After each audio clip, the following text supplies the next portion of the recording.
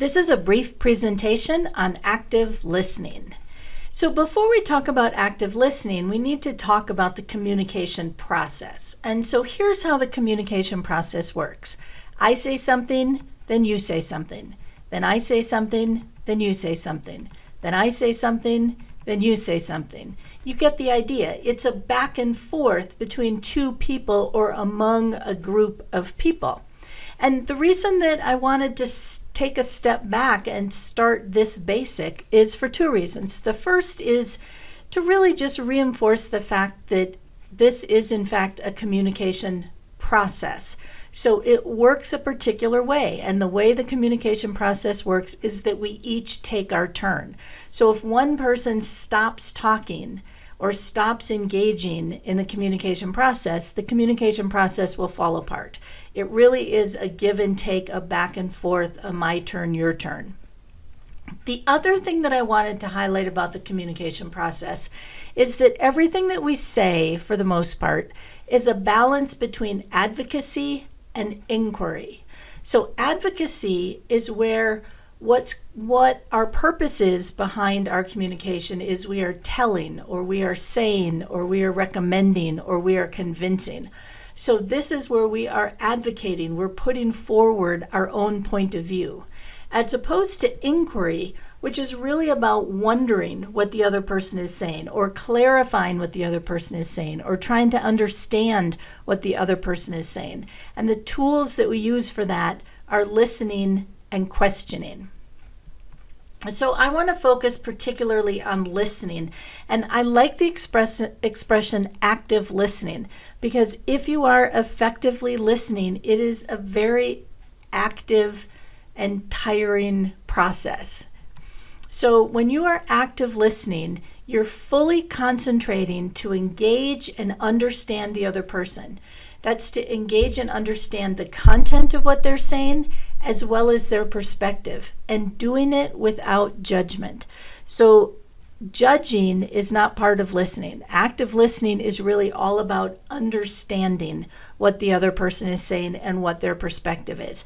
You will have the opportunity later, if you want, to advocate, but active listening is all about inquiry. So how often do we active listen? Well, a lot of us don't active listen very often, and there's several reasons for that. So one of the barriers to active listening that's very common is that we're thinking about something else. And there's a lot of reasons that we think about other things. It could be that we're just not engaged. It could be we're just not interested in what the person has to say. Often it's because we think we know what that person is saying.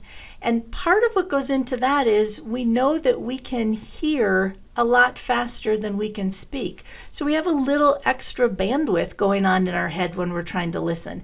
And this is why active listening really can be so exhausting, because you really do need to concentrate. You need to stay present and stay focused on what the other person is saying. So other barriers to active listening, the second one that's listed there, very common. We're not listening to the other person. We're thinking about what we're going to say next. We're constructing our argument. We're getting ready with our joke, with our brilliant point, with our me too, only better point that we might be making. And then the final thing is that very often a barrier to active listening is that we're listening for a particular goal or a particular point or evidence in what that person is saying, often for the purpose of judging. So we're not listening to understand, we're listening to try to find the gotcha, to try to find the aha, so that we can then jump in with our point and begin advocating. So again, active listening means that you have laser-like focus on the other person and what it is that they're trying to say. So there are several techniques for active listening. The first one is to pay attention to your nonverbals or your body language. So for example, you want to have an interested look on your face. So maybe a smile, or maybe something that's just an interested look. You want to maintain eye contact with the person so that they know that you're focused on them. You want to watch your body language and your posture. So you want to be sitting up straight, or maybe even leaning a little bit forward as the person's talking. You also want to include what are referred to as minimal encouragers, or what I like to call nonverbal verbals. These are the things that aren't really words. It's where you say uh-huh and mm-hmm and oh yeah, those kinds of things that aren't really words. They're sort of the verbal equivalent of just taking your turn. If you remember the way that the communication process works, it's I take a turn, you take a turn, I take a turn, you take a turn. If I stop talking because I'm listening, the other person will eventually stop talking too. I need to take my turn in the conversation. And one way to take my turn is with these minimal encouragers. Another way to take my turn is to repeat or to restate what the person says. So this is using their exact same words. So the person says to me, I think this is a really good idea because it will allow us to increase sales. And then what I say back to them to repeat or restate is, you think this is a good idea because it's going to increase sales. And again, this serves two purposes. One purpose is that it takes our turn in that communication process so that the other person can continue talking. But the other is that it demonstrates that we've heard what they've said because we're repeating it to them or restating it back to them. Now, another active listening technique is to paraphrase. And paraphrasing is where we take several things that they have said, but we say it back to them in our own words. So as opposed to repeating or restating exactly what they say, we paraphrase back in our own words. Again, this demonstrates that we're listening, that we're paying attention, and that we have understood their points. It also gives the opportunity for them to say, no, that's not what I said at all. And that's good information for us as well as we're trying to understand another person's point of view. The next technique is summarizing. And summarizing is like paraphrasing, but for a longer period of time. So I might paraphrase the last couple of points that someone made, but I will summarize their entire point or the argument that they're making. I'll summarize a larger chunk of information. And again, this allows me to demonstrate that I'm listening and attempting to understand what it is they've said, and it gives them the opportunity to confirm that this is what they said or to let me know that I didn't understand correctly.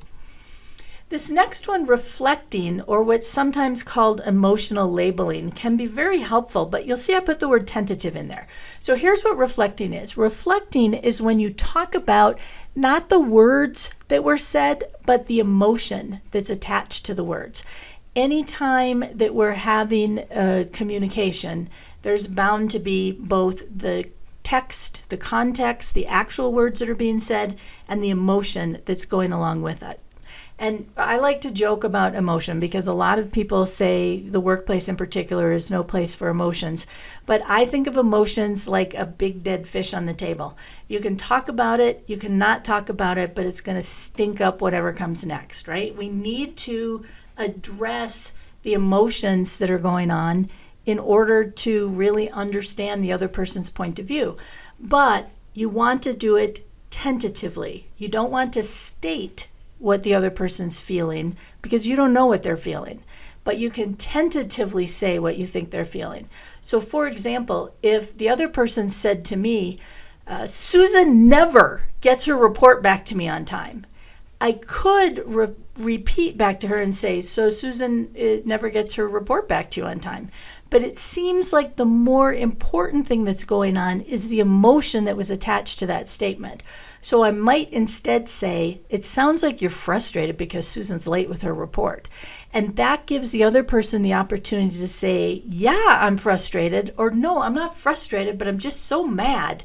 So it gives them a chance to either confirm what you've labeled the emotion as or to substitute the actual emotion that they're feeling. So again, the reflection technique can be very effective, but you want to make sure that you're tentatively labeling it. So you want to say, it sounds like, it seems like, I wonder if, rather than saying you are or you do feel this. And then finally, the last thing that's a technique for active listening is to probe or to clarify. And that is in general about questioning. And we're going to be talking about questioning in another video. So these are the techniques for active listening. I encourage you, as you work on your own active listening skills, to use all of these techniques so that you can understand what the other person is trying to say to you.